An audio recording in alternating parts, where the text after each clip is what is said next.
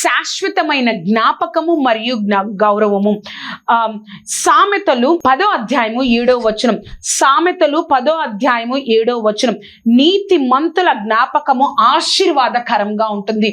నీతి మంతులను జ్ఞాపకం చేసుకొనుట ధన్యము, ధన్యుడు. నీతి మంతులు జ్ఞాపకం చేసుకున్న వారు ధన్యులు. నీతి మంతుల జ్ఞాపకము ఆశీర్వాదకరంగా ఉంటుంది కదా.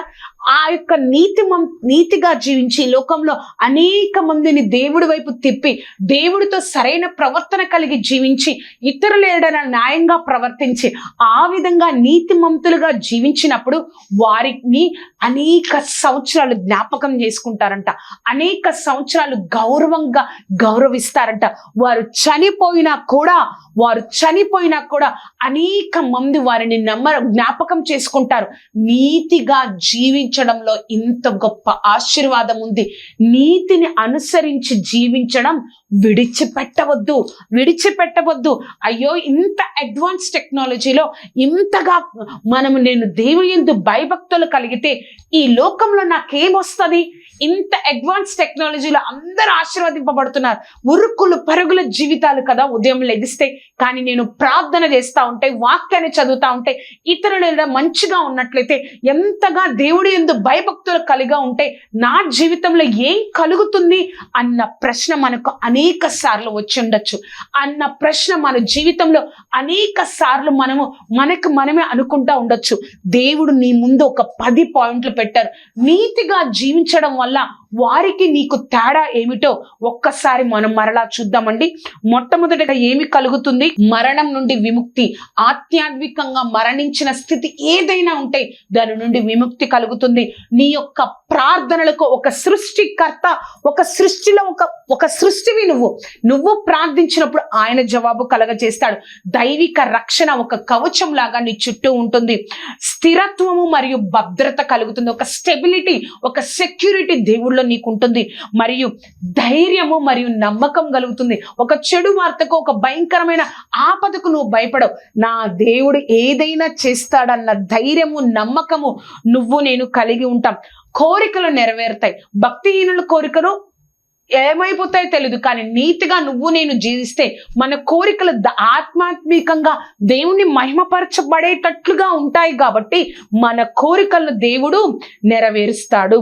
శాంతి మరియు నెమ్మది, శాశ్వతమైన శాంతి. అంతేకాకుండా అంతర్గతంలో మనకి శాంతిని దేవుడు, ఒక నెమ్మదిని మన జీవితంలో కలగజేస్తాడు.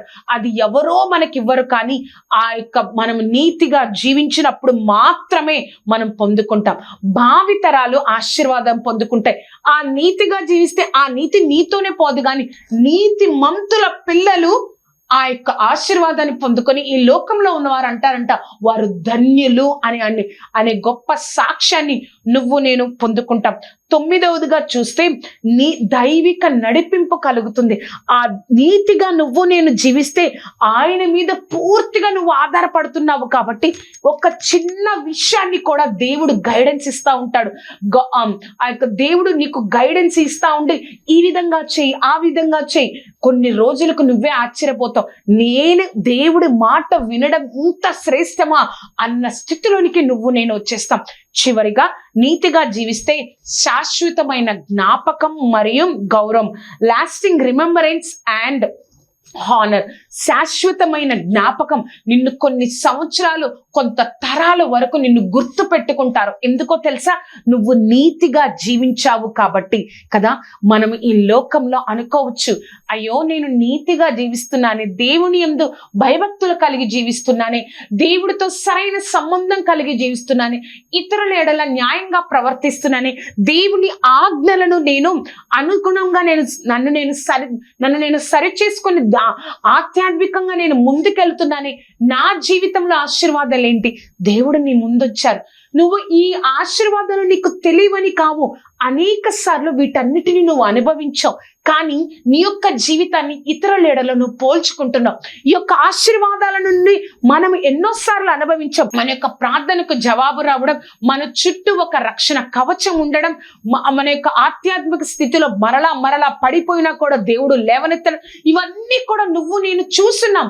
కానీ మరలా మనం ఆశీర్వాదం వైపు చూస్తున్నాం. మనకిచ్చిన ఆశీర్వాదమే గొప్ప విలువైనదని మనం తెలుసుకోలేకపోతున్నాం. అందుకే దేవాది దేవుడు ఈరోజు నీతో నాతో మాట్లాడుతున్నారు. నువ్వు నీతిని అనుసరించి నడవడం విడిచిపెట్టవద్దు.